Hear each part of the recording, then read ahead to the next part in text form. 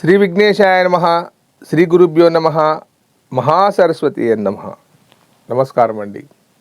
ఎలా ఉన్నారు? ఈరోజు కుజదోషాల వల్ల వివాహాలు కావట్లేదు, వ్యాపారాలు జరగట్లేదు, అశాంతిగా ఇంట్లో ఉంటుంది. చాలామంది ఫోన్ చేశారు నాకు ఈ విషయంలో, మెసేజ్ పెట్టారు, ఫోన్లు కూడా చేశారు. అసలు ఈ కుజదోషాల వల్ల వివాహాలు కావా? ఉంటే ఒకవేళ కుజదోషం ఉంటే ఏం జరుగుతుంది? అన్నిటికీ కుజదోషాలే కారణమా? వ్యాపారానికి కూడా అశాంతిగా ఉండడానికి కుజుడు కారణమా? అసలు కుజుని తత్వం ఏమిటి? భయభ్రాంతులకు గురి చేస్తున్నారు రకరకాల వ్యక్తులు జ్యోతిష్యంలో. కుజదోషం ఉంది, పలని వెళ్ళండి, ఇక్కడికి వచ్చేయండి, ఈ అమ్మాయికి వివాహాలు చేస్తే అబ్బాయి టపా. ఇవన్నీ నిజాలా? నిజంగా అంత బాధిస్తాడా కుజుడు? చెప్తానండి. కుజుడు రౌద్ర రూపుడు, చాలా శక్తిమంతుడు, చాలా గొప్పవాడు. సుబ్రహ్మణ్యేశ్వర స్వామి, మంగళుడు, కుజగ్రహానికి అధిపతి సుబ్రహ్మణ్యేశ్వర స్వామి. అయితే జ్యోతిష శాస్త్రం ఏం చెప్తుందనంటే, కుజదోషం ఎవరికైతే ఉందో వారికి త్వరగా పెళ్ళి అవుతుందని చెప్తుంది. మరి వివాహాలు ఎందుకు లేట్ అవుతున్నాయి? కుజదోషం వల్ల వివాహాలు లేట్ కావడం ఏమిటి? మళ్ళీ కుజదోషం ఉన్న వారికి కుజదోషం అమ్మాయిని పెళ్లి చేస్తే పరిహారం అని చెప్పారు. ఎందుకంటే రెండు ఉత్తేజమైన దేహాలు కాబట్టి. కొంతవరకు అది నిజం కావచ్చు, ఎందుకంటే రెండు సమానత్వంగా ఉంటాయండి. అలాగని కనబడ్డ ప్రతి ఒక్కరికి కుజదోషం ఉన్నదని, జాతకంలో చూసి 7వ ఇంట్లో కుజదోషం ఉన్నదని అలా కాదు. కుజుడు తన మిత్రగ్రహాలైన రవి కానీ, చంద్రుడు కానీ, గురువు కానీ, అతని స్థానం కానీ, స్వక్షేత్రం కానీ ఉంటే దోషాలు లేవు. అంటే మేషరాశి వారికి కుజదోషాలు ఉండవు, ఎందుకంటే తన ఇంట్లో తనే శత్రుత్వం ఎలా చేసుకుంటాడు. వృశ్చిక రాశి వారికి కుజదోషాలు లేవు, ఎందుకంటే తనింటి తన ఎలా చేసుకుంటాడు. అదే మీనరాశి వారికి కుజదోషం ఉండదు. ఎందుకు ఉంటుందండి? గురువు తన మిత్రగ్రహం. ధనుసు రాశి వారికి కుజదోషం ఉండదు, ఎందుకు ఉంటుందండి? అలాగే సూర్యుడు ఏది సింహరాశి, అలాగే చంద్రరాశి కర్కాటక రాశి, వీటికి దోషాలు అనేటివి మిత్రగ్రహాలు కాబట్టి ఉండవు. సరే, ఎవరి జాతకంలోనైనా కుజదోషం ఎలా చూడాలి, ఎలా పరిగణించాలి? 2వ ఇల్లు, 5వ ఇల్లు, 7వ ఇల్లు అని చెప్పడం జరిగింది. 2వ ఇల్లు ఎందుకు తీసుకున్నారు? అది కుటుంబ స్థానం కాబట్టి తీసుకున్నారు. 5వ ఇల్లు ఎందుకు తీసుకున్నారు? సంతాన లోపాలు జరుగుతాయని తీసుకున్నారు. 7వ ఇల్లు దాంపత్యం. ఎవరి జాతకంలో అయినా 7వ ఇల్లు కనుక అది కుంభరాశే కానీ, లేదా మకర రాశే కానీ, లేదా వృషభ రాశే కానీ, తులారాశే కానీ, లేదా కన్యారాశే కానీ, లేదా మిథున రాశే కానీ అయినప్పుడు కుజదోషం కింద పరిగణన తీసుకోవడం జరుగుతుంది. కానీ మిగతావన్నీ కాదు. అలా ఉన్నంత మాత్రాన దాంపత్యానికి పనికిరాడన్న విషయం కాదు. గొడవలు పెడతాడని అని, లేదా వైదవ్యాన్ని పొందుతాడని. ఎంతోమంది జీవితాల్లో కుజదోషాలు స్వచ్ఛంగా ఉన్న వారిని పరిశోధన చేసి చూశాను నేను.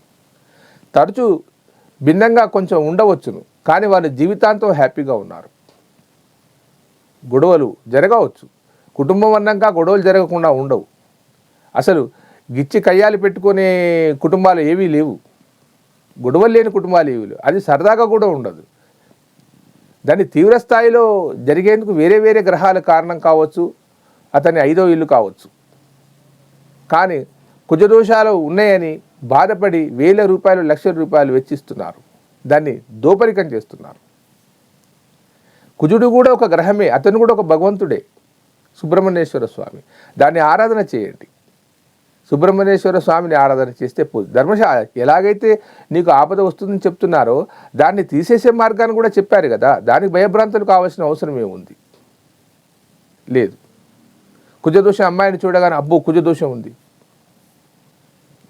కానీ కుజదోషం అమ్మాయి కుజదోషం ఉన్నదని అనుకున్నప్పుడు అతని యొక్క రాశాధిపతి అతని గ్రహం కనుక మిత్రగ్రహం అయితే దానిలో ఏమి జరిగేది లేదు. అదే ధనుసు రాశి అయిందనుకోండి, ఆ ధనుసు రాశి అతనికి కుజుడు మిత్రుడే కదా, ఏమవుతుంది అక్కడ? ఇలా జీవితాలను కుజదోషాల కారణం చేత 30 సంవత్సరాల దాకా పెళ్ళిళ్ళు చేయకుండా 35 సంవత్సరాల దాకా పెళ్ళిళ్ళు చేయకుండా చేస్తున్నారు. అది కాదండి. దానికి సరైన పరిష్కార మార్గం లేదు. జ్యోతిషం పేరు మీద అనవసరమైన విషయాలను చెప్పి భయభ్రాంతులను గురి చేస్తున్నారు. సరైన జ్యోతిష్యుడి దగ్గరికి వెళ్ళినప్పుడు మీకు ఉండబడే గ్రహదోషాలను వాటిని తెలియజేసి ఇది ఏం భయపడవలసిన అవసరం లేదు, మానసిక పరిపక్వత చేయించి వారితో ఏదైనా క్రతువులు చేయించి ఒక మంత్రధారణ చేయించి లేదా వారికి కావాల్సిన యంత్రధారణ చేయించి వారిని సంతృప్తిపరిచి జీవితాన్ని చేయవలసిన అవసరం ఉంది. ప్రతి దానికి ఆ సర్వేశ్వరుడు చూస్తున్నాడు. గ్రహాలన్నింటినీ ఆధీనంలో ఉంచుకుంటాడు. గరకపాటి నరసింహారావు గారు చెప్తారు, వెంకటేశ్వర సుప్రభాతంలో 9 గ్రహాలు నీ ఆధీనంలో ఉన్నాయని చెప్తారు. ఆ వెంకటేశ్వర స్వామి చూసుకుంటాడు. భగవంతుని నమ్మాలి, విశ్వసించాలి.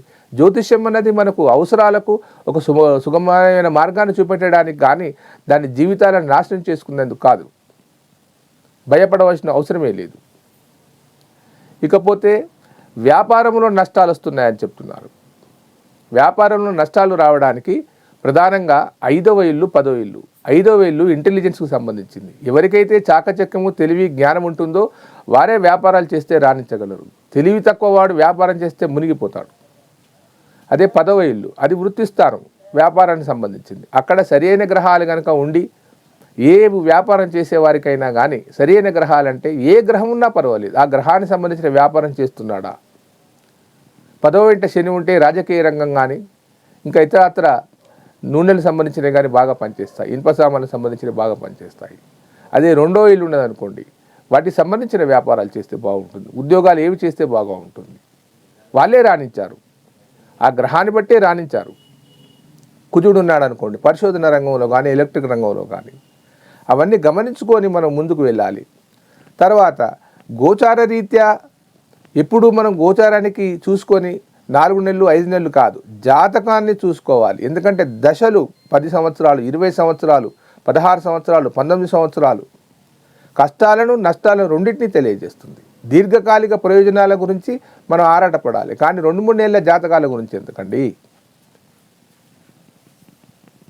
కాబట్టి మీకు ఆర్థిక ఇబ్బందులు తొలగాలన్నా కానీ, వివాహ సమస్యలు తొలగాలన్నా కానీ, వృత్తి ఉద్యోగాలు లాభించాలన్నా కానీ, ఒక గృహ నిర్మాణం జరుగుతలేదన్నా కానీ, కుటుంబంలో కలతలు పోవాలన్నా కానీ, భార్యాభర్తల మధ్య గొడవలు అవుతున్నా కానీ మీ జాతకాన్ని పరిశీలింప చేసుకోవాలి. అప్పుడు కానీ దాని మార్గం దొరుకుతుంది. మనకు పుండో కాడైతే మందో కాడ పెడితే ఎలా జరుగుతుంది, అలా కాదు కదా. జ్యోతిష్యాన్ని అపాసుపాలు చేయకండి. సరి అయిన జ్యోతిష్యాన్ని తెలిసిన వారిని సంప్రదించండి. అనుభవం ఉన్నదా తెలుసుకున్నాకనే పోండి. జ్యోతిష్యం పేరు మీద వేలు లాగేస్తున్నారు, అది మంచి పద్ధతి కాదు. మీరు మంచి జ్ఞానవంతుడు మీకు సరైన సూచన చేస్తాడు, భయభ్రాంతులకు గురి చేయడు. జాతకాన్ని పరిశీలించాలంటే సుమారు 1 గంట 50 నిమిషాలు అనుభవజ్ఞులకు మాత్రమే అవుతుంది. ఇలా ఏళ్ళ మీద లెక్క పెట్టేసి అవుతుంది పో అనే వాళ్ళందరూ కూడా సరైన వాళ్ళు కాదు. జాతక చక్ర కుండల్ని చూసి దానిలో ఎన్నో పద్ధతులు ఉన్నాయి. కోణ స్థానాలు, కేంద్ర స్థానాలు, ఉచ్చ స్థానాలు, నీచ స్థానాలు, దాంతోపాటు దశాధిపతి, అంతర్దశాధిపతి, విదశాధిపతి, సూక్ష్మాధిపతి, నవాంశ, షోడశాంశ, ఇన్ని రకాల పద్ధతులను అనుసరించి చెప్పినప్పుడే అది ఫలితాలు వస్తుంది. కానీ అవుతుంది పో, కాదు పో, నేను ఉన్నాను పో, నన్ను నమ్ము. జ్యోతిషం అనేది ఒక సైన్స్, ఒక మ్యాథమెటికల్ పొజిషన్. అది గ్రహాలకు మానవ సంబంధాన్ని తెలియజేసేది. సరిగ్గా తెలియజేస్తే సత్ఫలితాలు వస్తాయి ఖచ్చితంగా. కాబట్టి మీకేదైనా జాతక సమస్యలు ఉండేది ఉంటే అపాయింట్మెంట్ తీసుకోండి, నాకు సమయాన్ని ఇవ్వండి. దానికి సరైన రుసుము చెల్లించవలసిన అవసరం ఉంటుంది. దాన్ని చూసి చేస్తాను. రోజు 5-6 జాతకాల కంటే ఎక్కువ చూడం మేము. కాబట్టి మీకు కావాలనుకుంటే కింది నెంబర్ ఫోన్ చేసి మీరు అపాయింట్మెంట్ తీసుకున్న తర్వాతనే సంప్రదించండి. ఉంటానండి, మీ ప్రకాష్ గురు ఆస్ట్రో న్యూమరాలజీ. నమస్కారం.